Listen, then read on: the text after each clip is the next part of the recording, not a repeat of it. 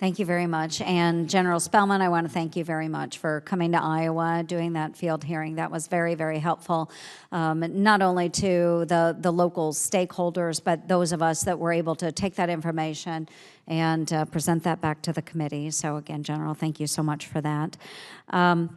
General Spellman, I know that Senator Rounds had already touched largely on this, but I'd like to go back and revisit it.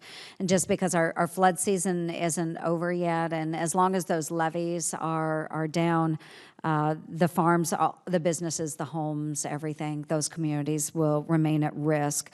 So I know that you are currently working on the levees, several of those major breaches in southwest Iowa. But going forward, what administrative tools, authorities, or additional funds does the Corps need to expedite and fully carry out the levee repair and rebuilding process under the 8499 program?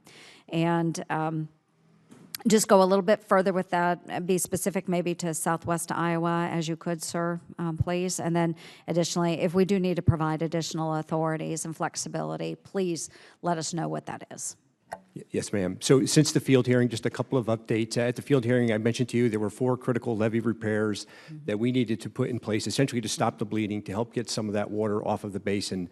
Ma'am, we've contracted already 3 of those. They're underway. The 4th is being contracted today, and they have a period of performance anywhere from 60 to 90 days.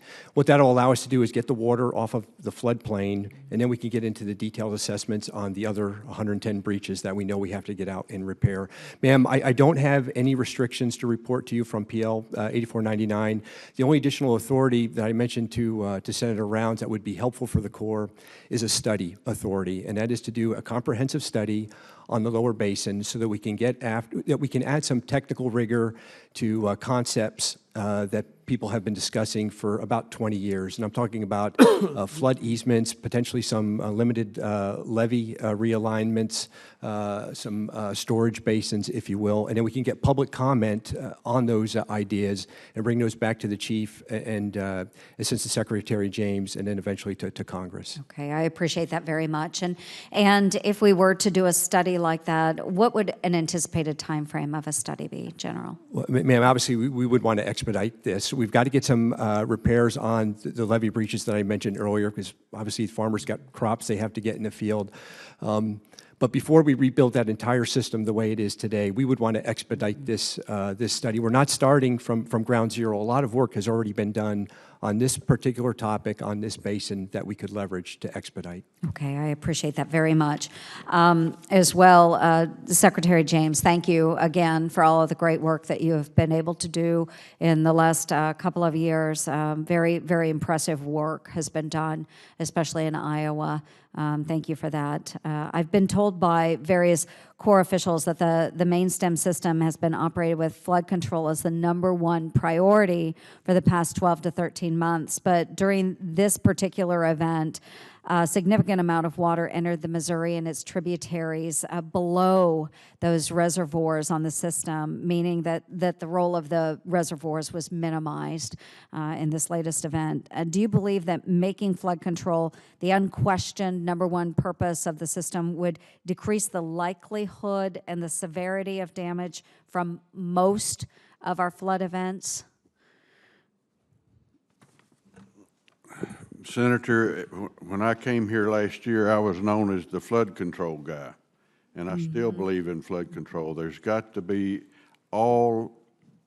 everything, the environmental restoration, flood control, navigation, water supply, recreation, and so forth, particularly in reservoirs.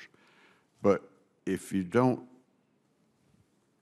assess and take care of the flood control first, the rest of it doesn't matter, because sooner or later you're going to get wiped out, just like this year. Right. And I mentioned to Senator Rounds a few moments ago before you came in that you know, this study that the general's talking about for the lower Missouri system, that's also got to look into the upper system and take that into account. We've got to decide how much water we can withdraw from those reservoirs without hurting their water supply in order to be ready to catch some flood water.